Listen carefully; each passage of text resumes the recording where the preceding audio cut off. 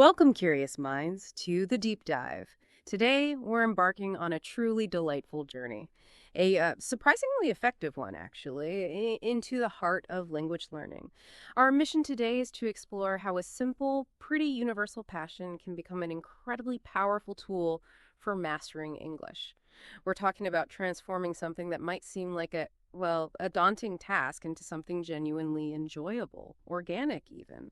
We're going to unpack a fascinating case study, the story of Jonas from Germany.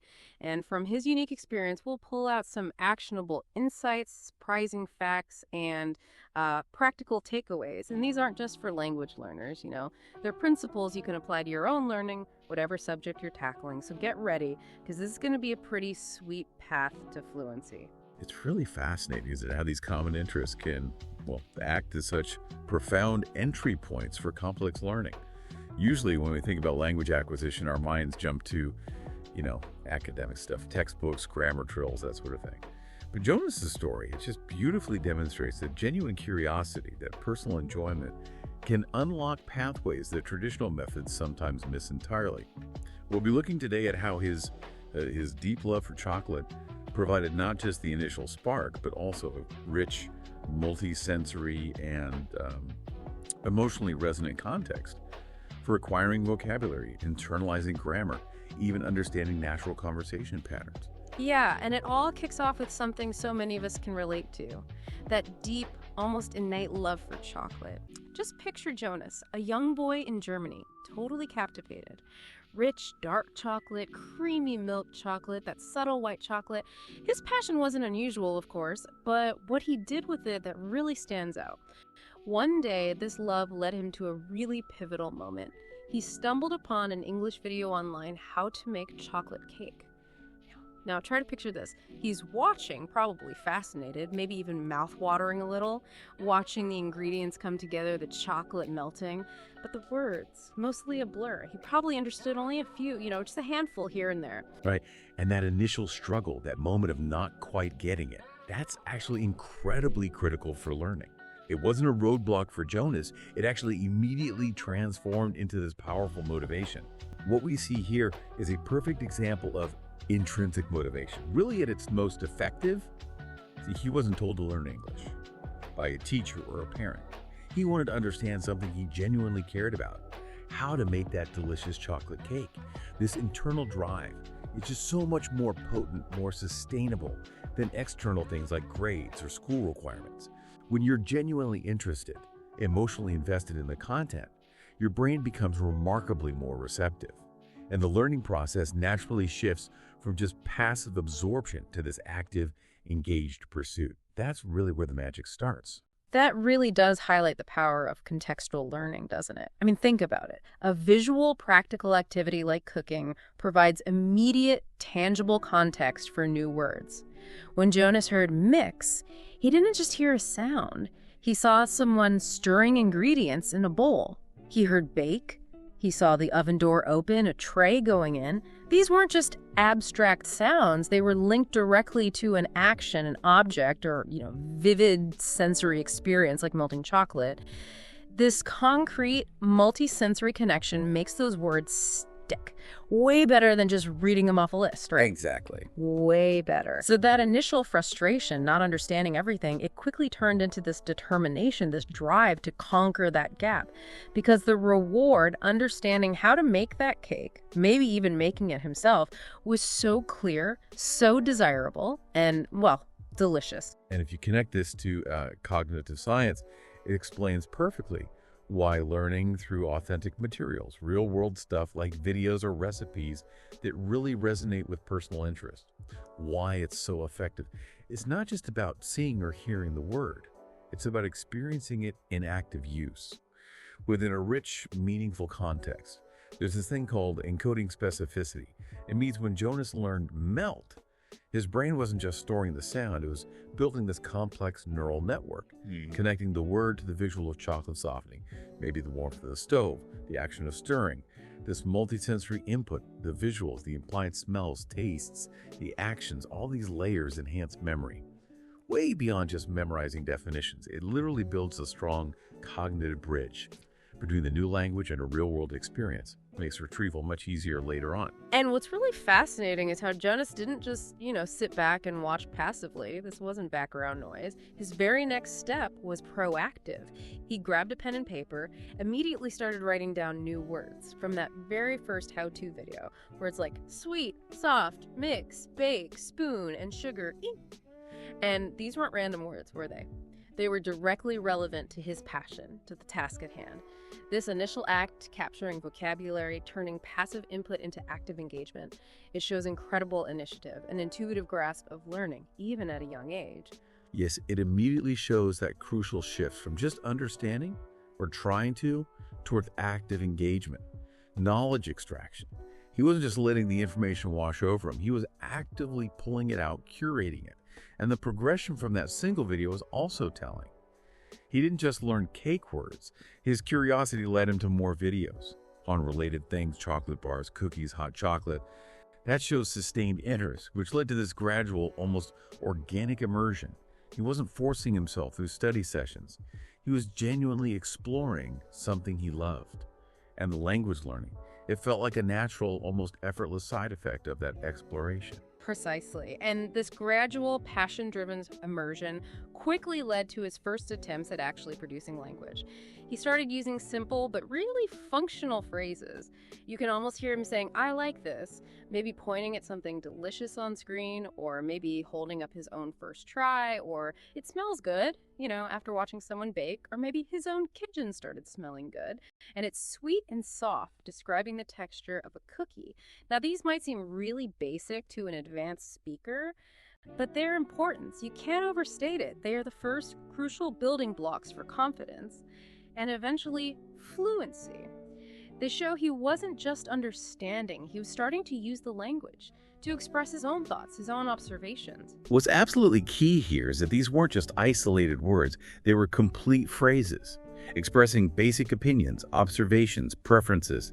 They were immediately useful in real scenarios, giving Jonas instant communicative power.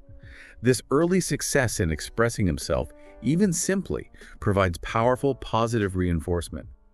It fuels more engagement, reduces that intimidation factor that often comes with speaking a new language. It teaches the learner, probably unconsciously, that language is a tool, a vital tool for communication, for connecting with the world, not just a set of rules in a book. Right, it's about utility. Exactly, not just grammar. So after these small but clearly delicious steps, how did Jonas move from those basic building blocks towards really mastering English vocabulary, especially as words got maybe a bit trickier? Turns out the answer was still deliciously tied to his passion, through the specific sweet words he encountered and actively learned. Let's maybe talk about some of those essential sweet vocabulary terms Jonas really got the hang of. Yeah, we can definitely see a clear, logical progression. Our sources highlight 10 easy terms that Jonas defined, not through dictionary lookups, mind you, but through his immersive chocolate journey. These are foundational words, directly tied to his passion, which makes them inherently memorable. Take chocolate itself, defined simply as sweet brown food, not abstract at all. It's the core of his interest, something he could literally hold, taste, smell. Then sweet, described as sugar taste. When you bite into chocolate, you feel that sweetness viscerally, instantly linking the word to a direct sensory experience. That direct sensory connection is incredibly powerful for retention. And bake, defined as cook in oven, that's an action he saw performed over and over in those videos. He didn't just hear the word, he saw the prep, the preheating, the whole process. Melt, become soft. Another highly visual, tactile process. You can literally see chocolate changing from solid to liquid. That really solidifies the meaning in your mind. Mix, stir together. Another action verb, absolutely crucial in recipe, something he definitely did himself. And cake, sweet food to bake, ties right back to that very first video he watched, gives it a powerful anchor point. What's really powerful about these particular words is just how tangible they are. Their immediate relevance, they're concrete nouns and verbs, describing real things, real actions. Bar, small chocolate piece, immediately brings a clear image to mind. Spoon, tool for eating mixing. Yeah. Something he likely used himself trying out recipes. Recipe, steps for cooking. The very guide he followed. Give the word immediate functional meaning. And finally, dessert, sweet after food. Puts chocolate right into its culinary, its social context. These words aren't isolated, you see. They exist within this rich tapestry of experience.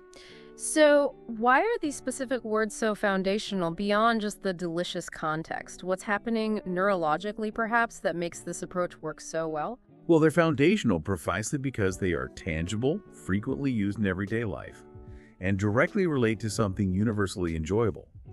Learning vocabulary within such a strong, memorable context, often multisensory like cooking, it just makes it stick better than memorizing abstract lists. From a cognitive perspective, when Jonas learned bake, his brain wasn't just storing a bit of info, it was creating this rich neural network, connecting the word to the visual of the oven, the smell of baking, the action of putting a tray in, the anticipated taste. This deep, multimodal encoding means the word gets embedded much more robustly in his long-term memory, and it's far more accessible when he needs to recall it, to use it. This approach moves beyond rote memorization. It's about actual understanding, application, and long-term retention. And this isn't just about learning chocolate words, is it? You can apply this same approach, this principle, to learning any niche vocabulary related to your own interests. Like if you're really into gardening, you could find English videos or articles on specific planting techniques, pruning, identifying flowers. If you love gaming, find English streamers, read reviews, dive into lore discussions in English. Or for a professional field, maybe look into English language industry reports, webinars, online forums. The core idea is the same. Use your genuine interest to create a rich, contextual, and emotionally engaging learning environment for specialized words. Precisely. Our brains are inherently wired to prioritize information that's relevant, novel, and emotionally engaging. When you're learning words about something you genuinely love, something you care about, the whole process feels less like a chore, less like a forced academic exercise.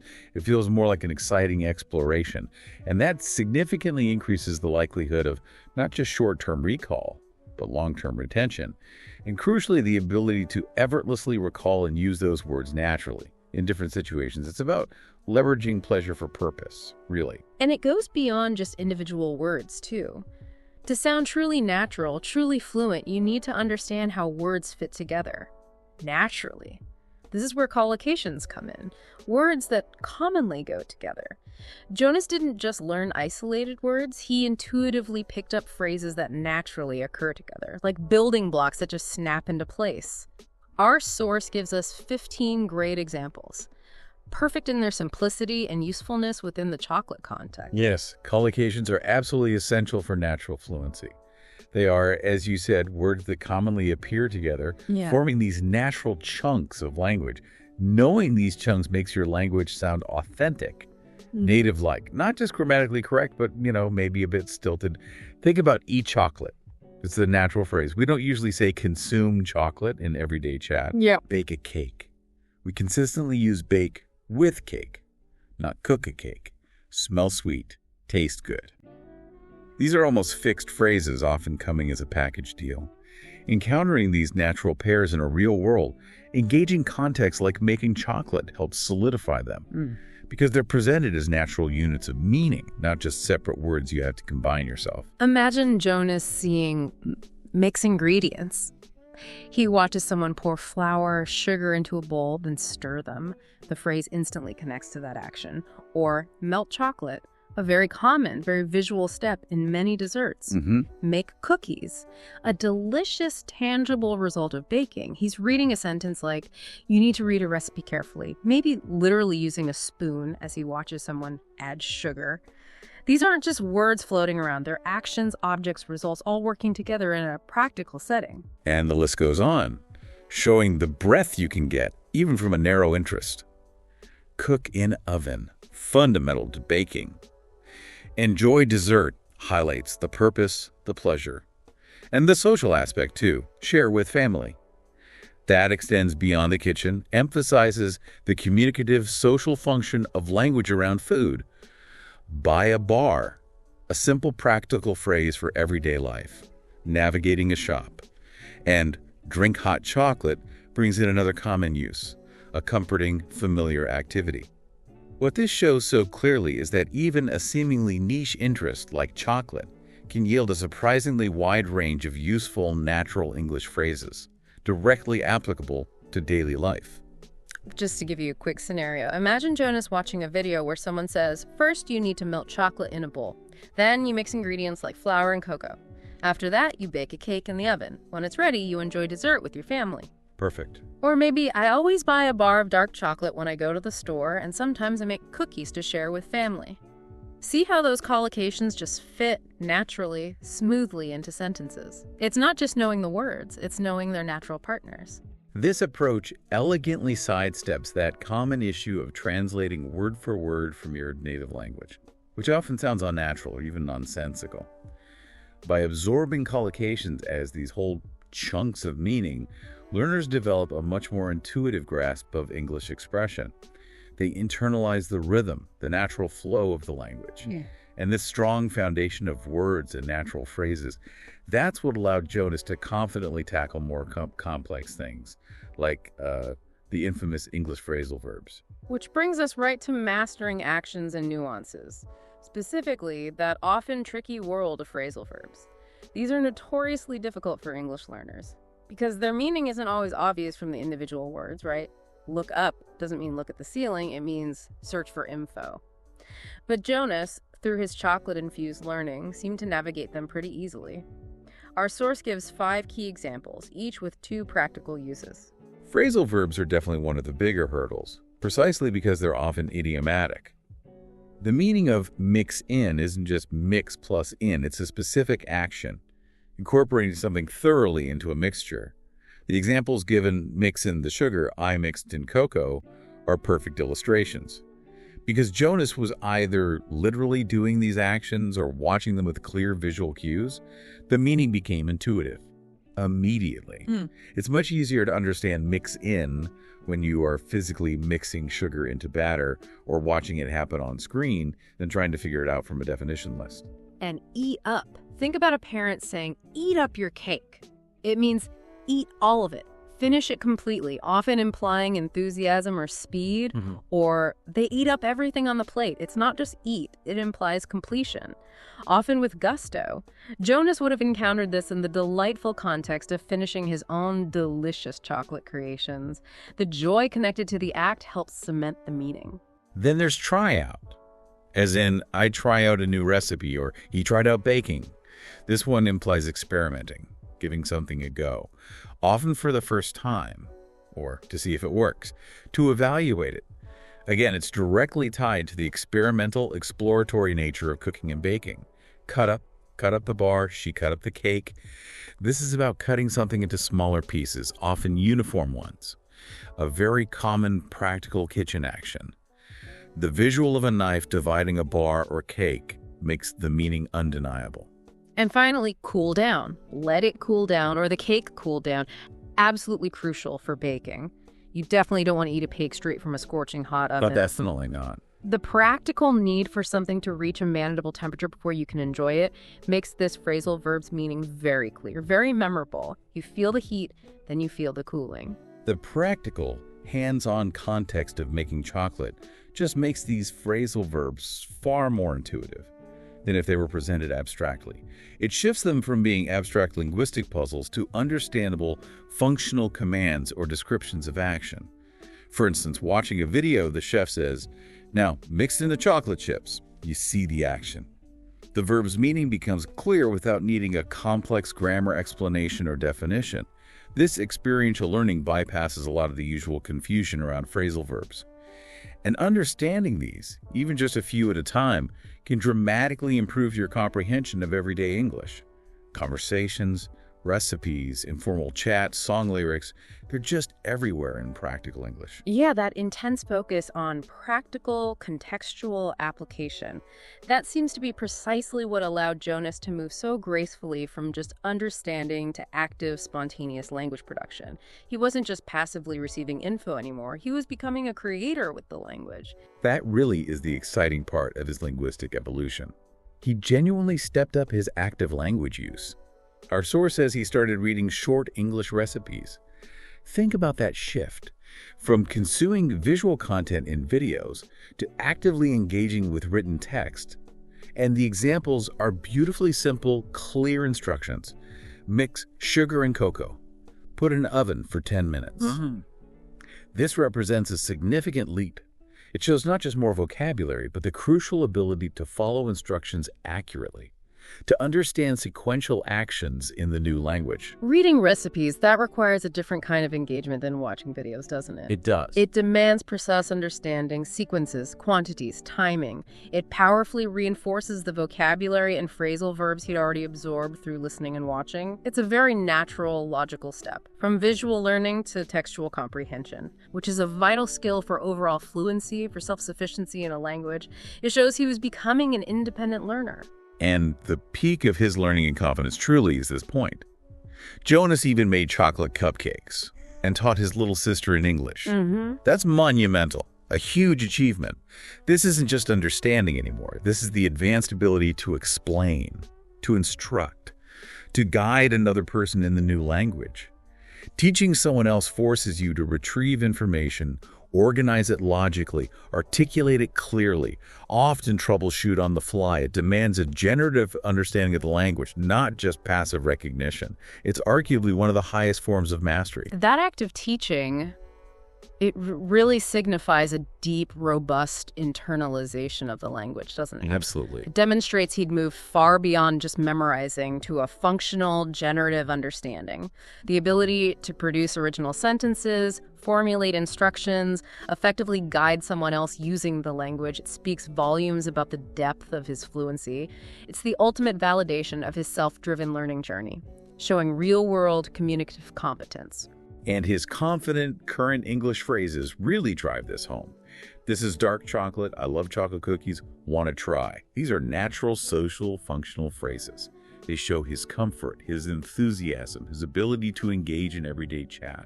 His powerful conclusion, chocolate helps me learn words. It's fun and tasty. Really wraps up the core insight of his whole journey. That core insight, that learning, when tied to genuine passion, isn't a chore, but a profound source of delight and fulfillment that's arguably the single most valuable takeaway here. It completely reframes the learning process. It shifts from a grudging, I have to learn, to an eager, I get to learn something I love, and language acquisition just happens naturally alongside it. It's about finding the enjoyment in the process itself, not just focusing on some distant goal. But even with that level of passion, that immersion, learners always hit pitfalls. Language is complex. So how did Jonas implicitly navigate some of those common linguistic traps, the ones that trip up so many learners, even without formal grammar lessons? This seems to be where immersion in context subtly corrects common errors. Our source gives a clear list, common mistakes to avoid. And breaking these down reveals crucial grammar points that Jonas, likely through sheer exposure and context, internalized. For example, the common error, I eat chocolate every day, versus the correct, I eat chocolate every day. The distinction is subtle but important. Every day, as one word, is an adjective meaning routine, like everyday clothes. While every day, two words, is an adverbial phrase meaning daily, indicating frequency. That's a classic one, often trips up even advanced learners. But the magic of Jonas's immersion is that he wasn't explicitly memorizing rules. He simply absorbed the correct usage. By repeatedly hearing phrases like bake every day in context or seeing I eat chocolate every day in a recipe or description, this intuitive exposure helps build the correct neural pathway. Without consciously analyzing grammar, he just learned what sounded right, what felt right, through repeated, meaningful exposure. And then there's subject-verb agreement. A big one for many learners, especially that third-person singular S, she bake cake, is incorrect. It should be she bakes a cake. So here, we not only fix the verb for she, but we also add the article a before cake, because we're talking about one specific cake, highlights the importance of articles. Precisely. Another common agreement error. It smells sweet. Which, of course, should be it smells sweet. Adding the S on smells again marks that crucial third-person singular agreement. These might seem like small errors individually, but consistently using the correct forms makes a huge difference. And how natural, how fluent, how understandable your English sounds, they contribute to what we call idiomaticity. And article usage, as you mentioned, that's a particularly tricky area. We mix sugar with spoon. Classic error. The correct form. We mix sugar with a spoon. We need that indefinite article a, because spoon is a singular countable noun, and here we mean any general spoon for mixing, or one specific spoon not already known. And then the singular versus plural context. I want to try the desserts versus I want to try the dessert. While desserts can be plural, in the context of wanting to try the dessert available or offered, it's typically singular, referring to the general category or the specific item, especially if it's just one type. And once more, subject-verb agreement. He love it becomes he loves it. The powerful takeaway here is that the repetition of these correct structures in Jonas's source materials, recipes, videos, descriptions helped him internalize them. Without needing explicit grammar lessons, he heard and saw the correct forms repeatedly, which subtly but powerfully corrected those natural tendencies to make common mistakes. It's learning by doing and by immersing. And the real-world application of all this learning, it really comes alive in the mini dialogue provided in our sources. It's short, sweet, and perfectly illustrates how Jonas can now confidently use his skills in a natural social setting. This brief exchange is incredibly telling. It demonstrates true communicative competence. Jonas kicks it off. Want to try my chocolate cake? It's a natural, polite offer, shows confidence in his creation and his English. His friend replies, yes, please. Did you bake it? Genuine interest, politeness, asks a direct, relevant question. Using the right past tense, Jonas proudly confirms, yes, I read the recipe in English. Now this is a key moment. So he proudly links his baking achievement directly to his language learning. A moment of personal triumph, self-validation, and the friend concludes, tastes great, simple, enthusiastic, authentic compliment. Confirms the success of both the cake and the communication. This simple exchange reveals so much, doesn't it? Yeah. Natural inquiry, clear confirmation, a heartfelt compliment. It shows authentic communication in action and clearly showcases the pride Jonas takes in his achievement, linked directly to his English learning. It illustrates the practical application of his learned vocabulary, his grammar, in a real-time social context, moving him from just understanding to confident, natural interaction. It also beautifully highlights the social utility of language. Jonas isn't just learning words and grammar for their own sake. He's using them to connect with others, to share his passions, express himself meaningfully to friends, family. This social validation, the positive feedback he gets, further reinforces his learning, motivates him to keep using and improving his English. It transforms language from just an academic subject into a living, breathing tool for human connection. Now, to quickly reinforce some of that foundational knowledge Jonas mastered through his immersive approach, let's look at the quick quiz questions from our sources. You can think of this as a quick recap for yourself, testing how well those words stuck through context. Okay, for instance, what is a small chocolate piece? The answer, as Jonas would know intuitively, is bar, directly tied to the common chocolate bar, something tangible he encountered often. And what means stir together? That's a core definition we covered, a fundamental action verb from his cooking videos. The answer is mix, an action he performed himself. Finally, what do you use to eat or stir? The answer, spoon. Again, a very tangible, everyday tool he used repeatedly in his culinary adventures.